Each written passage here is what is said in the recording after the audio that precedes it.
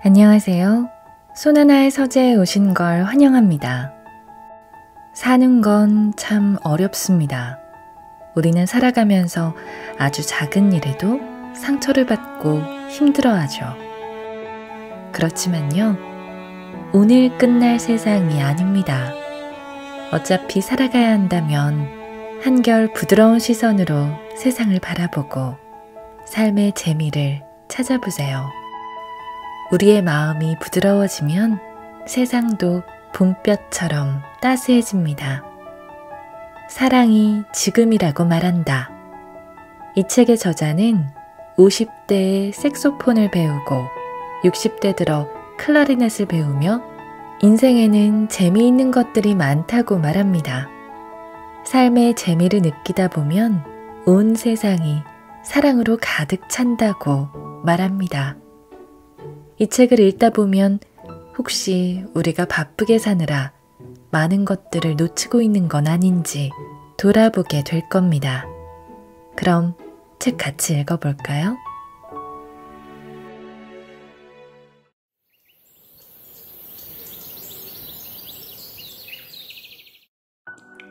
시로 당신을 먹었습니다. 학창시절 여백만 있으면 끼적끼적 글을 적었습니다. 뒤돌아볼 미련조차 없었는지 메모한 흔적은 어디론가 사라졌습니다. 치기 어린 시절이라 그랬겠지만 그때는 어려운 말을 많이 썼습니다. 30대 때는 사는데 정신이 팔려 흔적을 남기지 않았습니다. 오로지 일과 관련된 보고서만 썼습니다. 간혹 하나 둘 쓴 글은 한 해를 돌아보거나 아들이 태어나고 딸이 태어났다는 소회 정도입니다. 40대 들어 다시 쓰기 시작했습니다.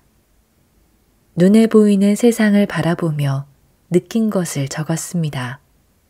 시라면 시, 시가 아니라면 아닐 시였습니다. 30대에는 빨리 40대가 되고 싶었습니다. 든든하게 세상을 지탱할 수 있는 나이. 세상 사람들로부터 인정받는 나이라고 생각했습니다. 정작 40대가 되니 더 바빠졌습니다. 나이가 들수록 가장의 무게는 더 무거워졌습니다. 틈틈이 시를 썼고 시와 대화하며 내면을 다졌습니다. 우리는 많은 것을 잃어버리며 삽니다. 기억을 잊으며 살고 지나간 시간을 잃어버리며 삽니다. 아직 다가올 인생의 시간이 많다고 위안하며 삽니다. 나무는 고목이 될수록 속이 텅 비어갑니다. 더해지는 삶의 무게만큼 비워야 할 게 많습니다. 무엇인가 이루었다고 생각하는 순간 아무것도 아님을 깨닫습니다. 얻는 게 있으면 잃어버리는 것도 있습니다. 잃어버리는 거야. 버리는 거야. 그냥 그렇게 사는 거야. 라며 세상살이 합니다. 그래도 뭔가 아쉬워 글을 끼적입니다. 시입니다. 마음의 고백입니다. 생멸하는 수많은 이야기, 눈에 보이는 세상, 마음으로 들어오는 작은 속삭임을 적습니다. 누가 읽든 안 읽든 상관없습니다. 시의 주인은 나입니다. 시의 독자는 나입니다. 어쩌다 누군가 읽어주면 다행입니다. 시를 씁니다. 세상의 희로애락이 가슴을 흔들 때마다 시를 씁니다. 느낄 수 있어서 고맙고 잃어버릴 수 있어서 고맙습니다. 시를 쓸 수 있어 고맙습니다. 시간이 흐르면 감각이 무뎌지고 동작도 둔해집니다. 아가의 부드러운 피부는 온데간데 없고 주름이 지나온 세상살이 흔적을 보여줍니다. 세상의 흔적이 이끼 끼듯 낍니다. 나이가 들어도 감성이 사라지지 않았으면 합니다. 기쁠 때 기뻐하고 슬플 때 슬퍼하고 싶습니다. 시와 더불어 살고 싶습니다. 사람의 인생을 표현해 봅니다. 사람이 태어났다. 사람이 살았다. 사람이 죽었다. 더 짧게 줄이면 사람이 살다 죽었다 입니다. 세상의 중심은 누가 뭐래도 나입니다. 눈에 비친 세상, 수많은 이야기, 감정의 터럭이 수시로 생겼다 사라집니다. 아무 일 없었다는 듯이. 눈으로 들어오는 세상이 비디오 영상처럼 쌓입니다. 이야기가 쌓이는 동안 기록의 주인공, 기록의 조연이 한 명씩 사라집니다. 나랑 아무런 관계가 없다며 삶을 마감합니다. 어느 날 세상에서 자취를 감추면 나는 세상에 없고 세상은 나를 잊습니다. 시를 씁니다. 세상을 씁니다. 마음으로 씁니다. 오고 가는 날의 흔적이 그냥 사라지는 게 안타까워 시를 씁니다. 마음속에 휙 떠오르는 단어를 화두인 양 꽉 움켜쥐고 시를 씁니다. 어린 시절 밤하늘에 은하수가 흘렀습니다. 엄마 품에 안겨 옛날 이야기 들으며 바라본 은하수가 생각납니다. 까만 눈동자에 은하수가 숨어들었습니다. 요새는 밤하늘의 별을 볼 수 없습니다. 하늘 높은 줄 모르고 솟아오르는 빌딩과 아파트가 하늘을 작게 만듭니다. 하늘에 있던 별이 모두 지상으로 내려와 인공의 불빛을 쏟아냅니다. 우리는 이렇게 삽니다. 알퐁스 도데의 별을 잊고 삽니다. 그래도 행복합니다. 사랑할 수 있어서 행복합니다.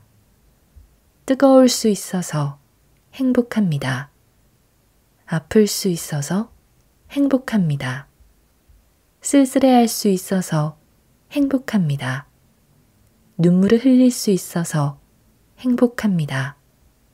감정이 화석처럼 굳지 않아서 행복합니다. 사랑하는 사람을 생각하며 오늘을 보냅니다. 시 쓰는 마음으로 시를 먹습니다. 배부르게, 배 터지도록 먹습니다. 사랑합니다. 고맙습니다. 그리워할 수 있어서 고맙습니다. 아무도 보지 않을 글을 이렇게 토해낼 수 있어서 고맙습니다. 마음의 별을 밝힙니다. 시라는 이름으로 사랑합니다. 당신을. 시로 당신을 먹었습니다. 시가 그리하였습니다. 흑백의 시간. 혼자 떠나는 여행을 계절과 색으로 표현하면 겨울이고 검정입니다. 겨울 세상은 온통 흰빛인데 나그네의 마음은 검정이고 외로움입니다. 어쩌면 나그네는 고독의 색을 만끽하고 있는지 모릅니다. 벨기에 브뤼셀 도심에 앉아있던 한 노인이 생각납니다. 노인의 사진을 찍고 고독의 색은 흑백이라고 사진에 이름을 붙였습니다. 레스토랑으로 걸어가면서 바라본 바깥 풍경. 호텔 밖의 강렬한 빛 때문에 도어맨이 까맣게 보였습니다. 빛이 세상의 사물을 반전시켰습니다. 흑백은 고독의 색입니다. 호텔이 전부 흑백으로 반전되었습니다. 나그네의 마음이 만든 색이었습니다. 모든 색을 다 더하면 검정이 됩니다. 모든 색을 다 토해내면 흰색이 됩니다. 세상의 색을 줄이면 그건 흑과 백입니다. 더하거나 빼는 색, 흑과 백입니다. 길을 떠난 나그네의 몸은 물에 젖은 솜처럼 무겁거나 바람에 휘날리는 솜털처럼 가볍습니다. 세상의 번뇌가 가득하면 무겁고 그 색은 흑입니다. 세상의 번뇌를 떨치고 해방감에 취해 떠나는 발걸음은 가볍고 그 색은 백입니다. 문득 눈에 들어오는 풍경에 매료되면 다른 모든 것이 사라집니다. 오로지 그 풍경에 빠져 생각이 꼬리를 뭅니다. 아득한 옛 이야기가 생각나고 구멍이 뚫린 것처럼 텅 빈 가슴을 손으로 매만집니다. 모두 덜어내서 아무것도 없어서 허전한 것이 아니라 이미 아무것도 없었음을 느끼며 삶의 의미를 묻습니다. 나그네에게 왜 떠나냐고 물으면 왜 이런 질문을 하지? 떠나고 싶으니까 떠나는 거 아니야? 라며 뜨악한 표정을 지을지 모릅니다. 세상살이 힘겨워서 잠시 벗어나고 싶어 떠나고 지친 심신을 회복하기 위해 떠납니다.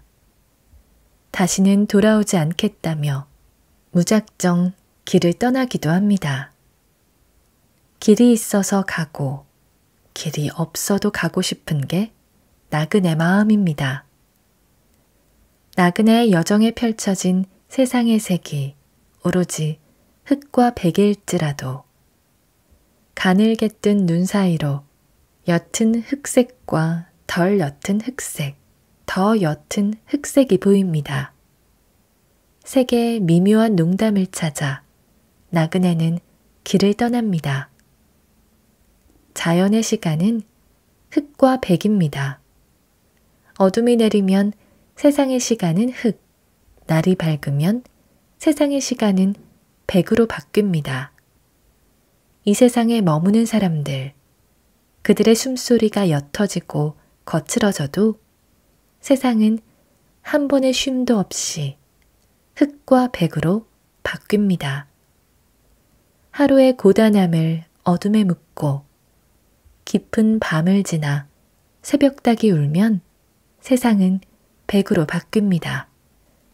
사계가 있다는 게 얼마나 고마운지 모릅니다. 봄, 여름, 가을, 겨울, 계절이 바뀔 때마다 심상이 바뀝니다. 변화라는 단어는 용기를 전제로 합니다. 변화하지 않고 있는 그대로이고 싶을 때가 많지만 낮과 밤의 변화, 계절의 변화처럼 세상의 변화가 있기에 세상살이가 덜 지루한 게 아닌가 싶습니다. 어둠은 쉼의 시간, 무엇인가 그 안에서 일어날 것만 같아 두려운 시간이기도 합니다. 달개 모가지를 비틀어도 새벽은 온다는 말처럼 세상은 끊임없이 변합니다. 흐르는 물이 조금 전에 그 물이 아니듯 세상은 우리 눈에 보이지 않게 변합니다. 흑과 백의 시간으로. 먹을 듬뿍 찍은 붓을 화선지에 갖다 댑니다. 화선지에 번지는 먹의 농담처럼 흑과 백이 조화를 만듭니다. 작은 우주가 만들어집니다. 그 안에 왕이지의 난정서가 피어나고 구양순의 구성궁 예천명이 피어납니다. 안진경의 안근랩이 쟁좌위가 꿈틀댑니다. 한호의 글, 추사의 글이 흑백의 조화를 다투며 피어납니다. 색을 걷어낸 사진, 이상한 나라의 폴처럼 시간이 멈춥니다. 흑백 사진은 깊은 맛이 있습니다. 표정이 살아있어 시간 속으로 여행하게 만듭니다. 흑과 백, 그 다툼과 조화에 시선을 빼앗깁니다. 인생이라는 길을 걷습니다. 오고 싶어 온 세상은 아니지만 세상사 온몸으로 느끼며 걷습니다. 때로는 어둠이, 때로는 희열 같은 햇살을 느끼며 걷습니다. 인생살이 늘 좋은 일만 있지 않습니다. 견디기 힘들 정도의 번뇌와 고통이 따르기도 합니다. 끝이 보이지 않는 아득한 길, 그 너머는 어둑어둑합니다. 그 길 너머에 파랑새가 날고 있다고 생각하며 길을 걷습니다. 지난 날을 돌아봅니다. 내 길은 어떠했나? 내가 바라본 흙은 어떻고 백은 어떠한지. 산동네 허름한 집이 보입니다. 쌀이 떨어진 건 아닌가? 연탄은? 하며 조바심 내는 어린아이 모습이 보입니다. 무허가 집을 철거하러 온 사람들이 보입니다. 동네가 울음바다로 바뀝니다. 한 차례 태풍이 지나면 아이들이 등에 벽돌을 짊어지고 올라갑니다. 어른이 사는 세상은 고달플지 몰라도 아이들은 세상 사람이 모두 그렇게 사는 줄 알았습니다. 산동네에서 뚝섬의 방앗간집 문간방으로 이사했습니다. 어린 마음에 집주인한테 잘 보여야겠다고 생각했습니다. 다행히 집주인은 좋은 분이었고 그 집 누나들이 예뻐해 주었습니다. 그렇게 시작한 셋방살이 헤아릴 수 없이 많이 이사했습니다. 결혼 후 몇 년 만에 첫 집을 장만했을 때 9층 아파트 거실에 잠자리가 날아들었습니다. 아들은 집 샀다, 집 샀다 노래를 부르며 거실에서 빙글빙글 춤을 추었습니다. 저 많은 박스 중에 우리 집은 없는 거야? 아내가 아파트 단지의 불빛을 보며 했던 말이 생각납니다. 집이 없는 셋방살이. 어딘가 정착하지 못하고 떠도는 영혼 같았습니다. 작지만 내 집을 장만했을 때의 기쁨을 잊을 수 없습니다. 지난 날을 돌아봅니다. 나는 어떤 사람이 되고 싶었는지, 어떤 삶을 살고자 했는지. 캄캄한 밤하늘의 별을 보며 비닐하우스에 부는 바람 소리 들으며 집으로 향하던 모습이 떠오릅니다. 내일 무엇이 될지 몰랐습니다. 그저 지금이라는 시간을 열심히 살았습니다. 대학을 졸업하고 대학원에 진학했습니다. 좋은 선생님을 만났습니다. 선생님의 모습을 그대로 흉내내며 따라했습니다. 1년 365일 중 350일은 학교에 있었습니다. 가끔 마음이 울적할 때면 인근 공동묘지에 올라 먼 곳의 불빛을 바라보았습니다. 이곳에 잠든 분은 어떤 삶을 살았을까? 인생의 고뇌는 어떠했을까? 하고 생각했습니다. 멀리 보이는 불빛을 바라봤습니다.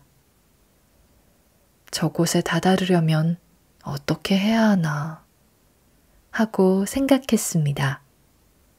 불빛까지 직선으로 갈 수도 이리저리 헤매다 갈 수도 있습니다. 우리네 인생이 불빛으로 가는 길처럼 보였습니다. 대학원 졸업 후 정부 출연 연구기관의 연구원으로 들어갔습니다. 그냥 해도 재미있는데 월급까지 받으니 일하는 게 정말 즐거웠습니다. 자정 무렵까지 일을 찾아서 했습니다. 대학원을 마치기까지 학비 걱정에 시달렸고 매번 융자를 받았습니다. 연구원에 취업해 밀린 융자를 다 갚았습니다. 세상이 조금은 환해진 듯한 느낌이었습니다. 박사 과정에 진학하고 연구원에서 승진하고 집을 더 넓히는 삶을 살았습니다.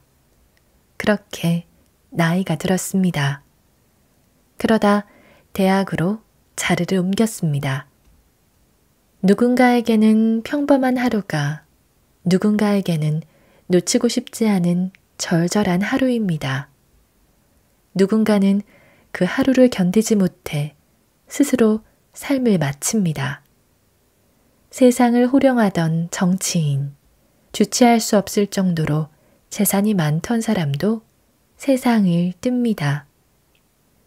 인생살이 뭐 있어? 그냥저냥 살다 가면 되는 거지. 라고 말하면서도 어깨를 옥죄는 하루의 삶을 힘들어하며 삽니다. 인간 만사 세웅지마입니다. 좋은 일이 있으면 나쁜 일이 생김을 경계하며 살라 합니다. 나쁜 일이 있으면 좋은 일이 생길 거라는 희망을 놓지 말라 합니다. 흑과 백, 인생의 시간입니다. 흑만 있는 세상 어둡습니다. 백만 있는 세상 지루합니다. 하루의 변화가 있듯 계절의 변화가 있듯 세상살이 그러려니 하며 삽니다. 선글라스를 씁니다. 세상이 갑자기 어두워집니다. 감각이 느려집니다. 인위적으로 만든 세상의 빛, 장막을 칩니다. 빛을 걷어냅니다. 어둠 속에서 손끝이 둔해집니다. 어디가 어디인지 시공을 잃어버립니다. 인간이라는 존재, 생각하기에 따라 한없이 유약합니다. 마음의 어두움은 선글라스를 쓰는 것처럼 우리 자신이 만듭니다. 선글라스를 벗습니다. 흑과 백이 바뀝니다. 당신의 시간을 묻습니다. 흑인지 백인지. 나의 시간을 묻습니다. 흑인지 백인지. 답합니다. 지금이 흑이면 백이 되고 지금이 백이면 흑이 될 거라고. 중년의 사내들. 혹 내일 시심이 일면 짧게라도 날 언급해 주세요. 증세는 별거 아니랍니다.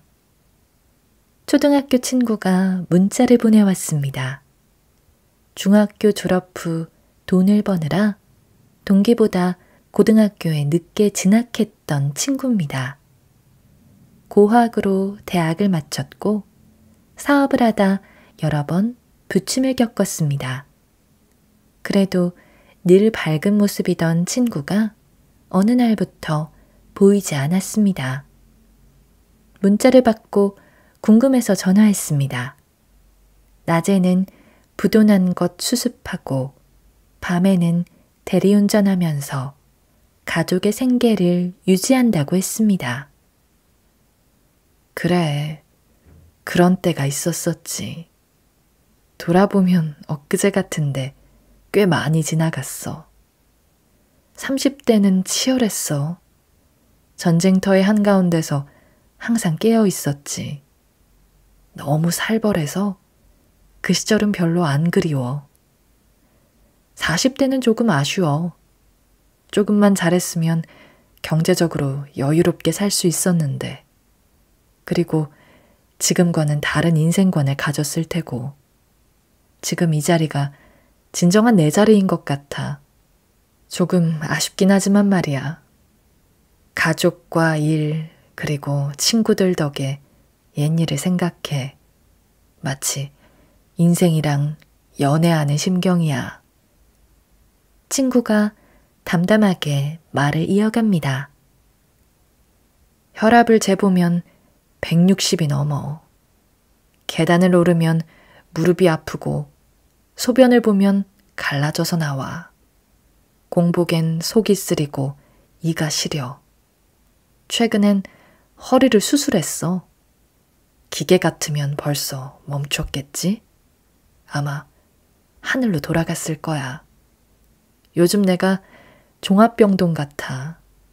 올해부터는 관리 좀 해야겠어. 그리고 덧붙입니다.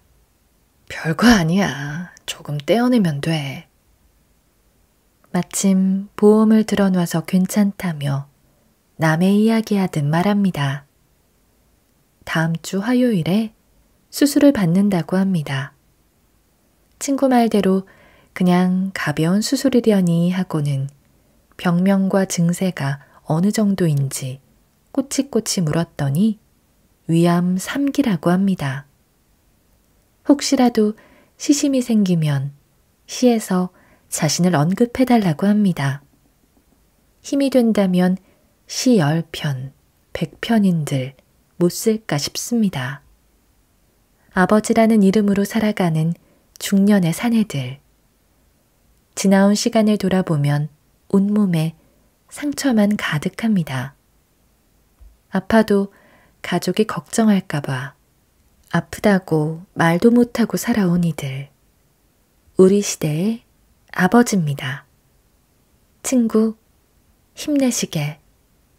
몸은 껍데기라 나이 들면 헐거워지겠지만 마음마저 몸을 떠나면 몸이 얼마나 힘들겠나? 내 몸아, 사랑하는 내 몸아, 잘 이겨내보자 라고 되뇌고 또 되뇌길 바라네. 수술 잘 받으시게. 자네는 잘 이겨낼 걸세. 요물 같은 삶이 그대를 수없이 힘들게 했지만 매번 잘 이겨냈듯이 이번에도 꼭 이겨낼 걸세.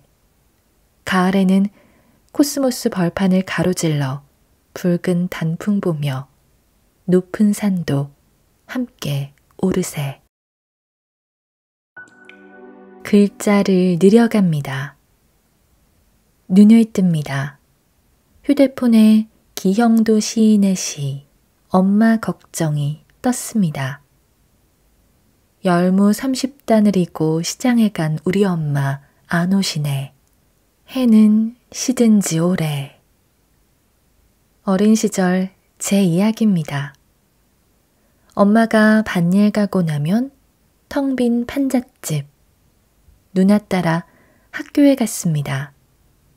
누나 선생님이 얼굴을 닦아주시고 먹을 것을 주셨습니다. 교실 뒤에 앉아 누나의 수업이 끝나길 기다렸습니다.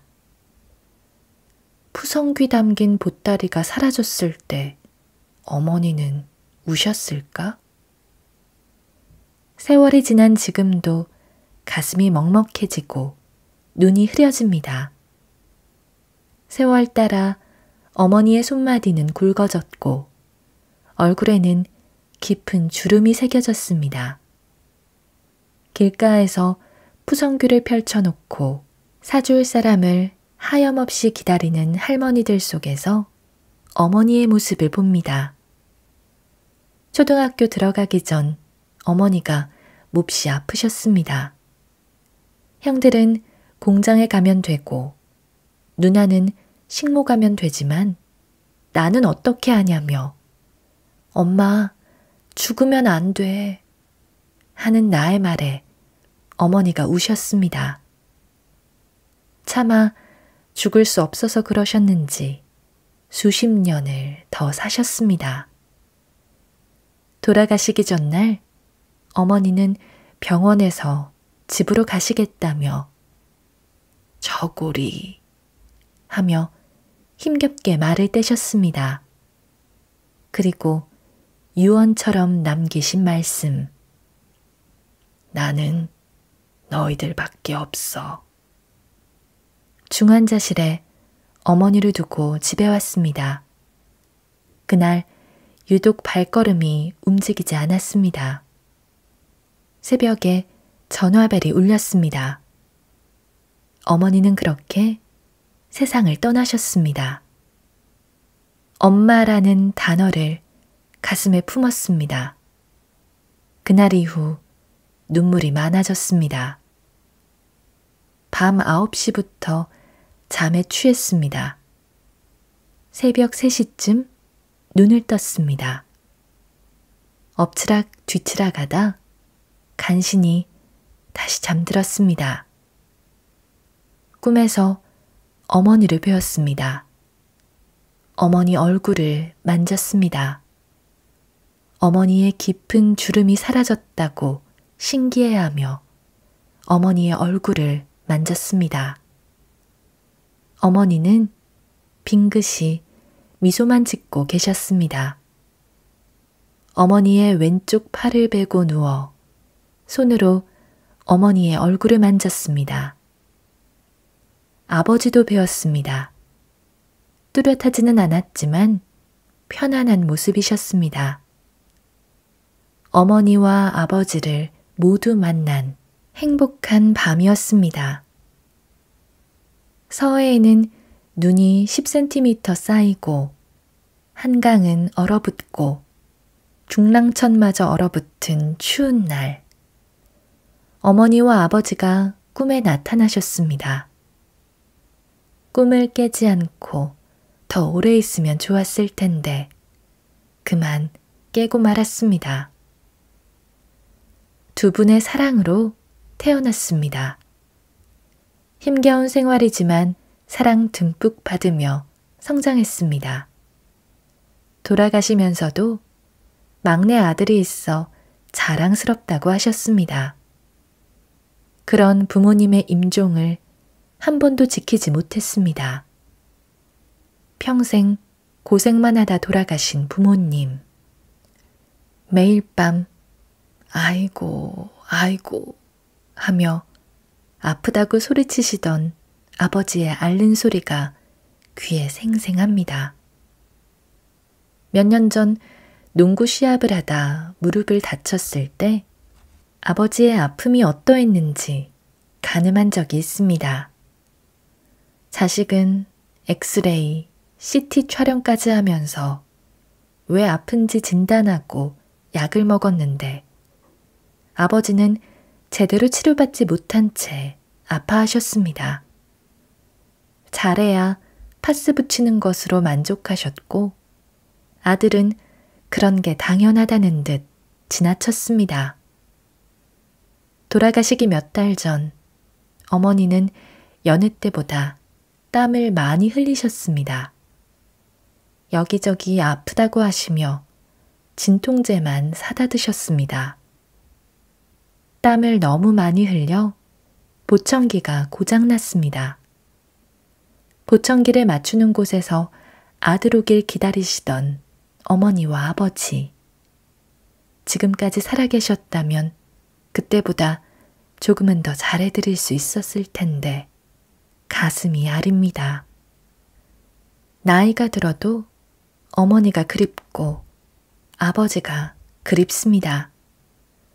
언젠가 백발이 성성하고 기력이 쇠해서 움직임이 둔해져도 두 분이 그립겠죠. 아마도 그러하겠죠. 어머니, 사랑합니다. 아버지, 사랑합니다. 이렇게 꿈에라도 자주 뵈면 좋겠습니다. 두 분을 놓고 싶지 않아 자꾸자꾸 글자를 늘여갑니다. 사랑이 지금이라고 말한다. 요즘 어떻게 지내세요? 정년 후 어떤 계획이 있으세요?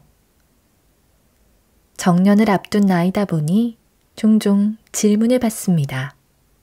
그때마다 자전거를 타며 지냅니다. 클라리넷을 배우고 있습니다. 손주들을 봐주고 지냅니다. 독서 모임을 하며 지내고 있습니다. 붓글씨를 씁니다. 여행하며 글을 쓰려고 합니다. 라고 답하곤 합니다. 누구도 피해갈 수 없는 인생살이. 이 세상에 머무는 시간은 정해져 있습니다. 광대무변한 우주의 시각으로 보면 인생사, 한낱 터럭입니다. 그냥 내려놓으면 아무것도 아닌데, 나이가 들어도 크고 작은 일에 휘말려 갈등하며 삽니다. 그게 삶입니다. 얼마 전 한국관광학회 창립 50주년을 맞이해 학회장 재임 기간을 돌아보는 자리가 있었습니다. 회고 원고를 쓰면서 내친김에 그동안 어떤 일을 했었는지 지나온 흔적을 정리해 봤습니다. 땀 흘리며 밤을 지새우던 때가 한여름밤의 꿈처럼 지나갔습니다. 그때 함께했던 이들은 지금 무엇을 하고 있는지, 크고 작은 갈등은 사라지고 아련한 기억만 남아 있습니다. 지금 나는 희미한 점을 만들고 있습니다. 새벽 새가 우는 소리에 눈을 뜹니다. 주어진 일정에 따라 하루를 보내고 잠을 청하며 하루를 보냅니다. 당근마켓에서 산 밸런스 코어, 숄리 스쿼트, 인디클라인 벤치 등으로 홈트를 합니다. 9만 원에 산 북쉘프 스피커로 음악에 취하고 태블릿으로 이북을 읽습니다. 클라리넷을 배우고 손주들을 돌보며 회의가 있으면 회의에 참석하고 파랑창고에 잡초가 자라면 깎고 새로 산 전자 색소폰을 불면서 언젠가 또 잊힐 시간을 보냅니다. 동서남북 불어오는 바람이 숱하게 지나갔습니다. 바람이 불면 바람이 부나보다 하고 비가 오면 비가 오나보다 하고 눈이 내리면 눈이 내리네 하며 살았습니다. 정년 후의 삶을 생각합니다.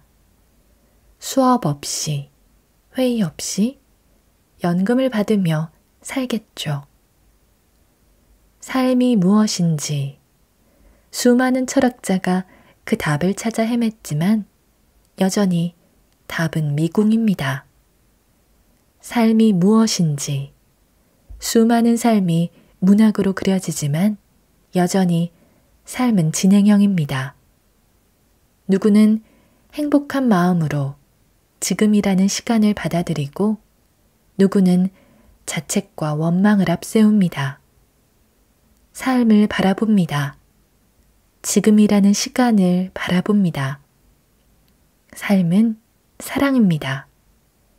나는 지금이라는 시간을 사랑합니다. 지금이라는 시간에 온기를 불어넣습니다.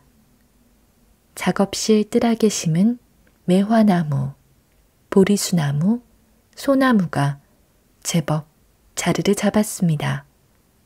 작년에 사과나무, 대추나무, 감나무, 앵두나무, 자두나무, 호두나무, 배나무를 더 심었습니다.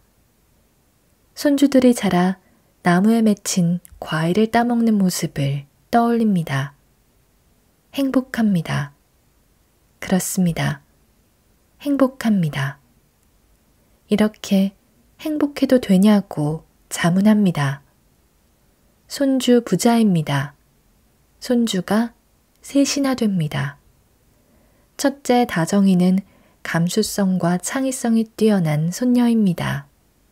4살 배기임에도 동생들을 잘 챙기는 언니이고 누나입니다. 둘째 다경이는 2돌을 막 지났습니다. 현관문 앞에 누군가 오면 할아버지인 줄 알고 하 하며 반가워합니다.